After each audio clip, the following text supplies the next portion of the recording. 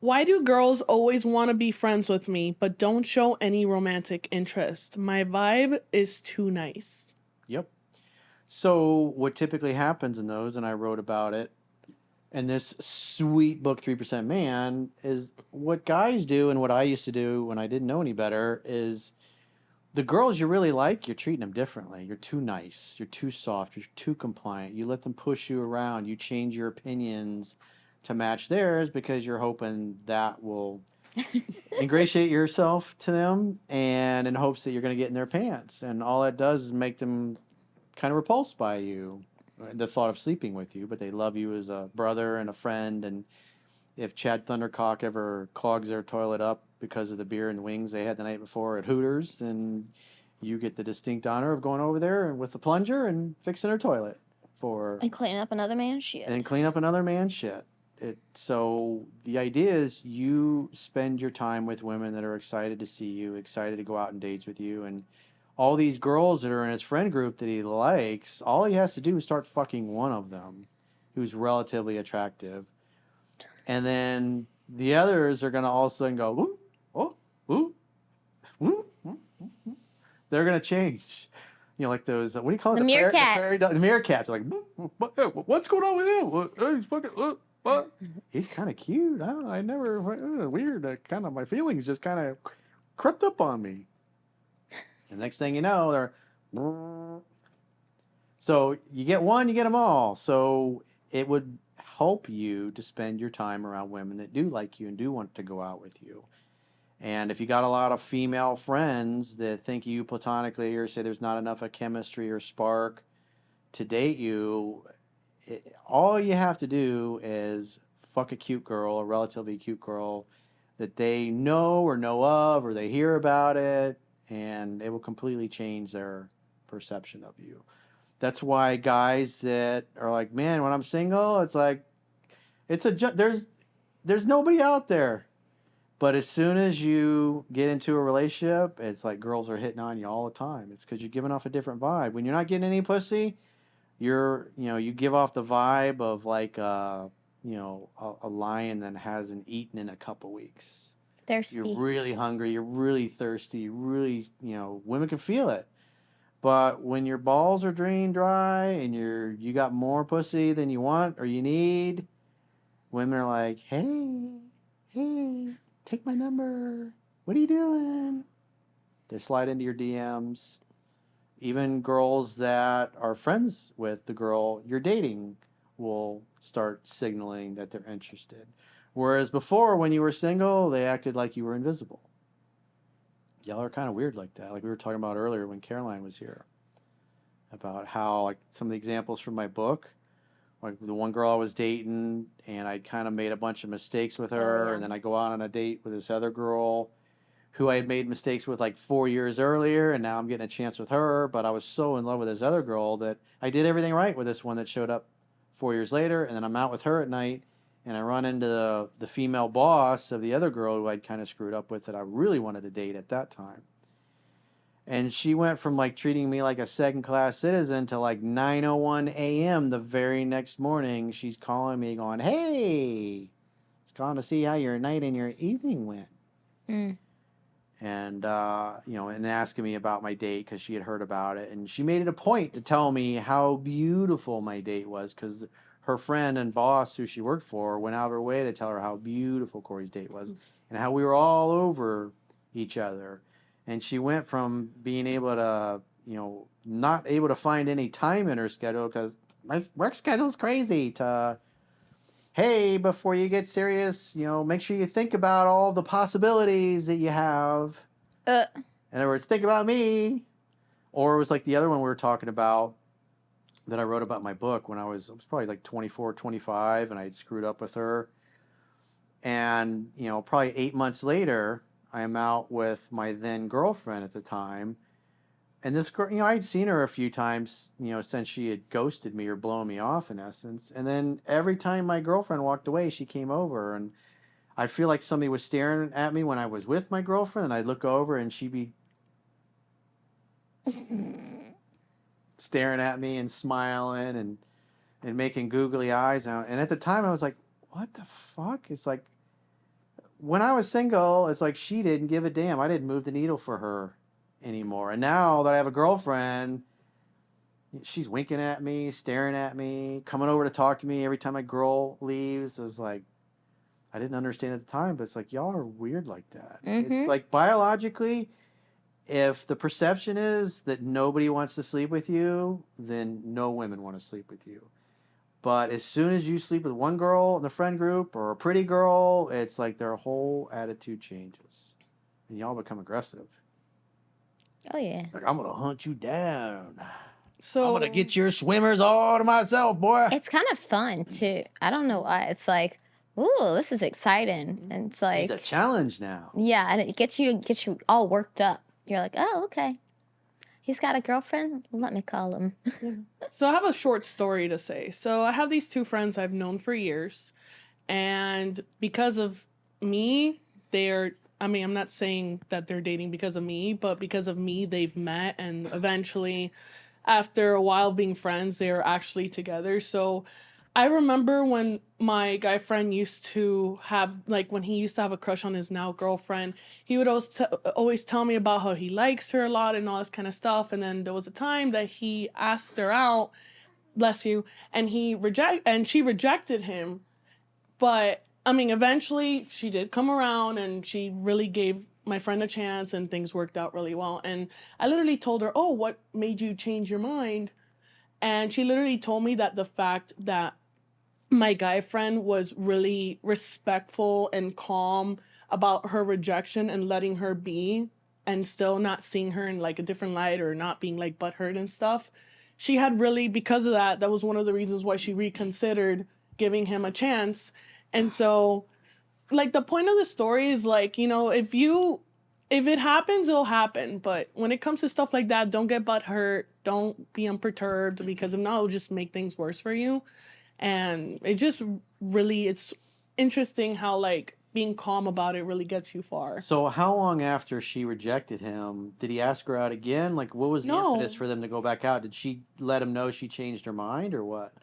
Like, when did he ask her out, and then when did they actually go out? What changed? Okay, let me see if I can remember the timeline right. So they met through me in 2022, and then they started dating end of 2023 or something like that. Yeah, something When like did she that. reject him, though? I would say that was like mid 2023.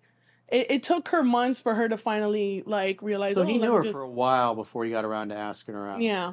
Was she dating somebody at the time when they No. first met? So she No. was always single. Yeah. And he was single too? No, actually, so at the time that they first met, she was still kind of getting over her last ex.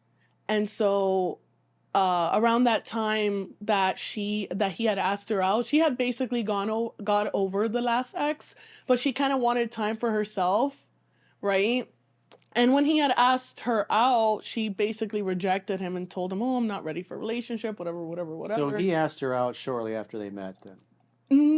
I mean, they've known each other around the time he had asked her out. It was like, I would say like almost a year. So they knew each other, but she was still dating the guy when they first met? No, they had already been exes for a while. He waited a whole year to ask her out.